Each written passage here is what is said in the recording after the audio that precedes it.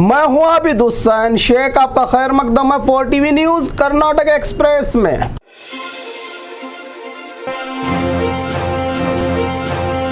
नए साल के स्वागत पर बेंगलुरु में सिक्योरिटी हाई अलर्ट, 10,000 पुलिस और 3,000 सीसीटीवी कैमरा की निगरानी में नए साल का होगा जश्न। हर 50 मीटर पर 4 सीसीटीवी कैमरा। ट्रैफिक पुलिस के टफ रूल्स के बीच बेंगलुरु के MG road, brigade road, church street, Koramangala जो खास इलाके हैं जहां पर नए साल के जश्न में इकट्ठा होने वाले लाखों की भीड़ पर सख्त नजर रखते हुए वो तमाम तैयारियां कर ली हैं विभागों ने, जिससे इस नए साल के जश्न बिना किसी अनहोनी घटना के कामयाब हो सके, कहा पुलिस कमिश्नर बी दयानंद ने।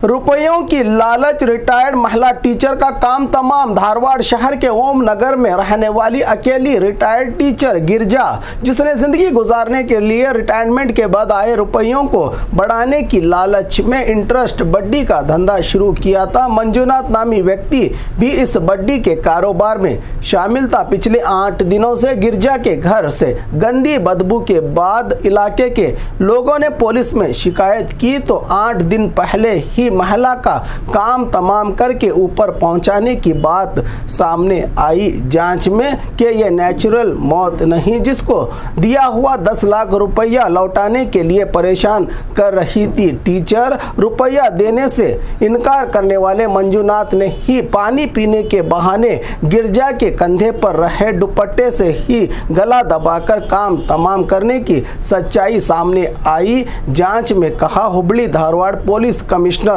रेणुका सुकुमार ने।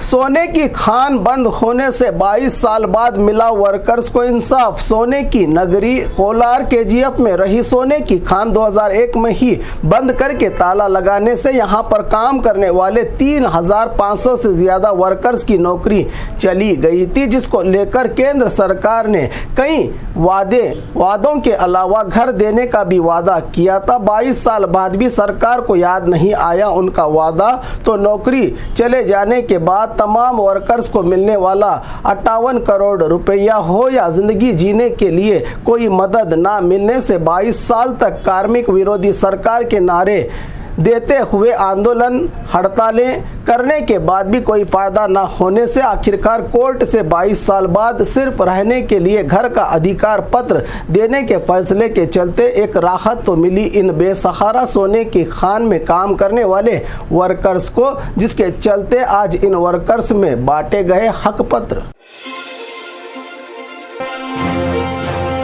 नए साल से एक दिन पहले पुलिस विभाग में मेजर सर्जरी। नए साल से पहले सरकार ने पुलिस विभाग में मेजर सर्जरी करते हुए 37 आईपीएस अधिकारियों का ट्रांसफर तो 46 आईपीएस अधिकारियों को प्रमोशन, जिसमें कमल पंत को डीजीपी भर्ती विभाग, आलोक कुमार को सड़क सुरक्षा विभाग का स्पेशल कमिश्नर, सीमंत कुमार सिंह को एडीजीपी बीएमटीएफ में ट्रांसफर किया गया है, तो वहीं हरि कृष्णा को home guard and civil defence, ADGP Nanjundappa Swamy को अग्निशामक, चंद्रगुप्त को सीसीबी पुलिस बेंगलुरु कमिश्नर बनाकर आदेश जारी किया है इन आईपीएस ऑफिसर्स को सरकार ने।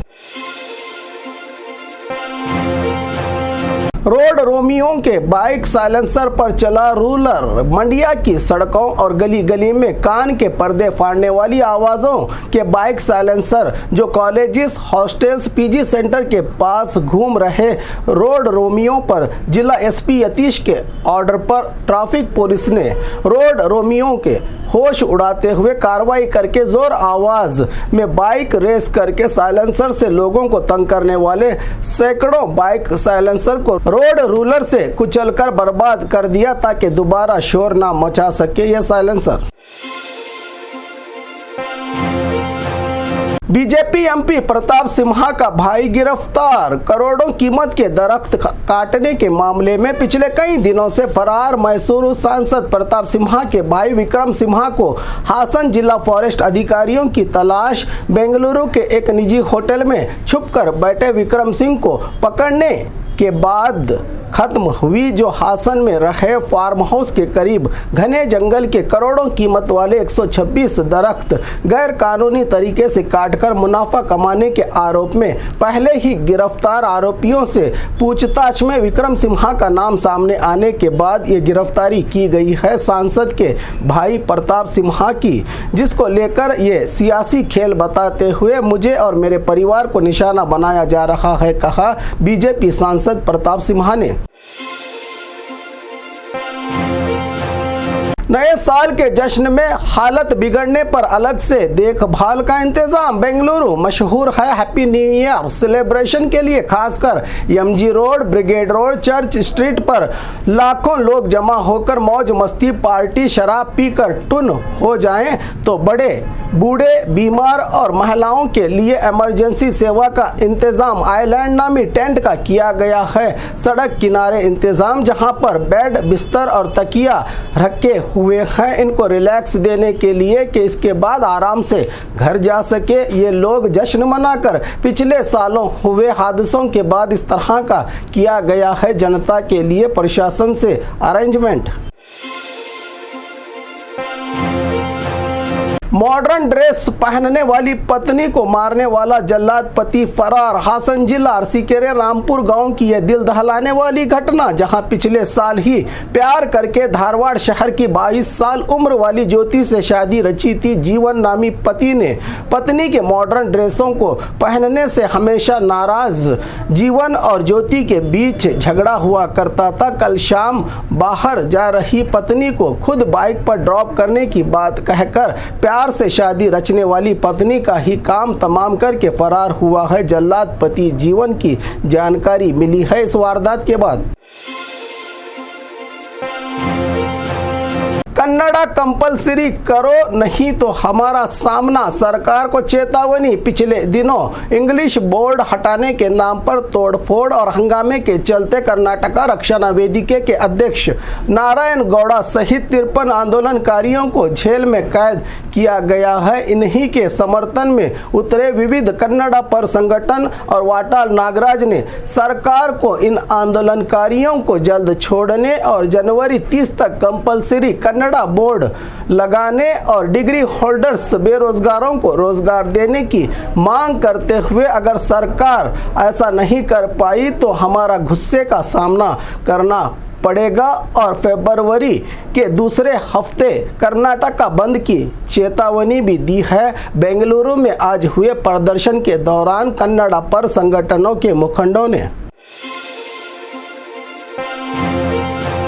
यत्नाल को पार्टी से निकालना इतना आसान नहीं, जय मृत्युंजय स्वामी जी का बयान। बसनगौड़ा पाटिल ने पार्टी के खिलाफ कोई बयान नहीं दिया है, उन्होंने भ्रष्टाचार के खिलाफ बोला है। 2008 से इनके साथ नाइंसाफी हो रही है, इसी दर्द से वो बयाने दे रहे हैं। अगर इन्हें बाहर किया गया तो पूरा पंचमसाली समाज बीजेपी के खिलाफ होगा, पूरा समाज यत्नाल के साथ है। ऐसा करके एक बार बीजेपी हार चुकी है, दोबारा ऐसा ना करें, इसीलिए बीजेपी हाईकमान यत्नाल को बुलाकर बात करें, मसले का हल निकल आएगा, कहा जय मृत्युंजय स्वामी जी ने। इसी दौरान पंचमसाली समाज के आरक्षण के मुद्दे पर 20 जनवरी की फिर एक बार इस सरकार को डेडलाइन दी है स्वामी जी ने।